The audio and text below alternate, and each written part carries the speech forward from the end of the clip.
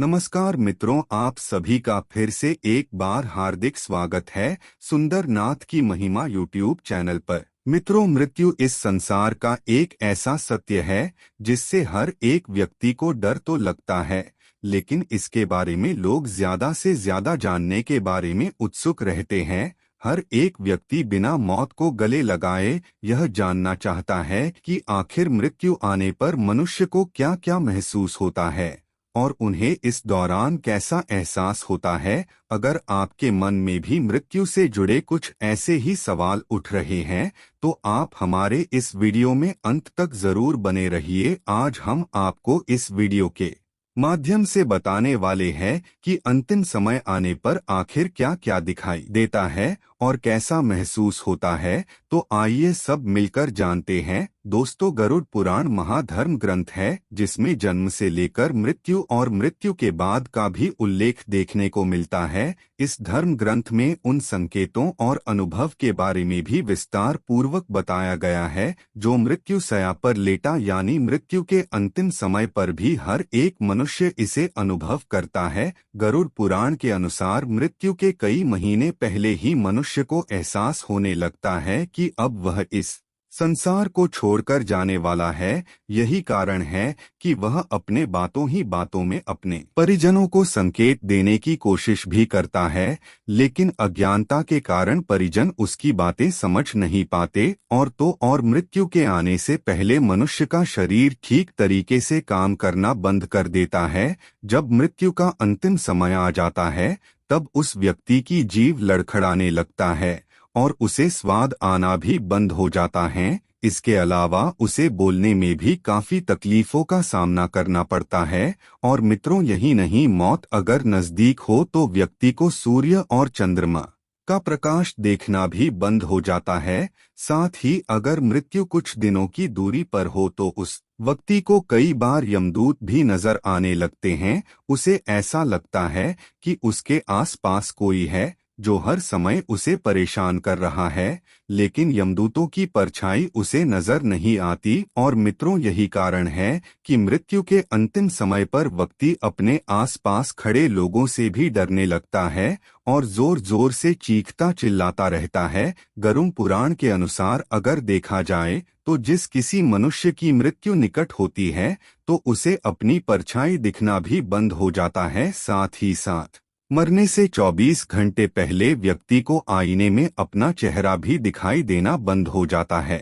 यहाँ तक कि उसे पानी या तेल में भी अपना चेहरा दिखाई नहीं पड़ता। अक्सर लोग मृत्यु से पहले रोते हैं या फिर किसी बात पर बेचैन और भावुक हो जाते हैं। ऐसा इसलिए होता है क्योंकि मृत्यु आने से पहले व्यक्ति को अपने द्वारा किए गए सारे अच्छे कार्य और बुरे कार्य की याद आने लगते हैं। सर्वप्रथम उसे अपना बचपन याद आने लगता है, फिर नौकरी, विवाह और अपना परिवार, बच्चे, वो सब कुछ याद आने लगता है जिससे उसने अपना पूरा जीवन निकाल दिया। जब कोई व्यक्ति अंतिम समय में यह सब चीजें सोचता है तो उसे एहसास होता है कि वो जिन चीजों के पीछे जीवन भर भागता रहा वह केवल सांसारिक मोह माया था और इन्हें पाने के चक्कर में वह कभी परमात्मा का नाम ले ही नहीं पाया। यह सोच सोच कर मनुष्य अंतिम समय में भावुक हो जाता है और अपने द्वारा किए गए कर्मों के लिए परमात्मा से माफी मांगने लगता है।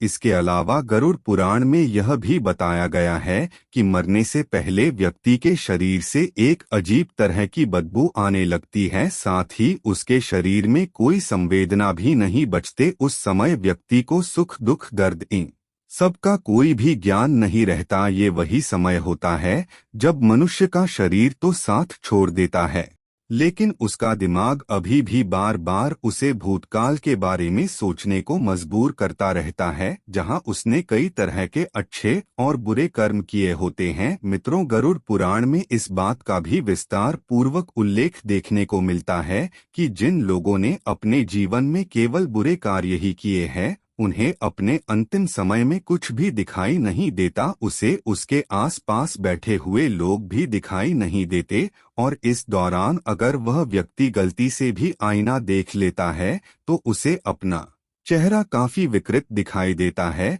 वहीं दूसरी ओर जिन लोगों ने अपने जीवन में अच्छे कार्य किए होते हैं, राम के नाम लिए होते हैं, दान पुण्य जैसे सत्कर्म किए होते हैं, उन्हें मृत्यु के समय एक दृश्य प्रकाश दिखाई देता है और ऐसे लोगों को मृत्यु के समय में कोई भी कष्ट नहीं होता और वो सीधे भगवान के चरणों में चले जाते हैं और मुक्ति को प्राप्त कर लेते हैं। मित्रों, इन सब के साथ साथ गरुड़ पुराण में यह भी बताया गया है कि जो मनुष्य संसार के मोह माया में फंस जाते हैं उन्हें मृत्यु के काफी ज्यादा पीड़ा होती है, क्योंकि ऐसे लोग अपने परिवार, धन, परिजन और अपने शरीर का त्याग नहीं करना चाहते हैं। उन्हें ऐसा लगता है कि अभी भी इस संसार में भोग करने के लिए बहुत चीजें हैं जिन्हें छोड़कर वह नहीं जाना चाहते, और जब यमदूत उस आत्मा को लेने आते हैं तब वह आसानी से अपना शरीर नहीं त्यागते, जिसके बाद यमदूतों को ज्यादा शक्ति लगाना पड़ता है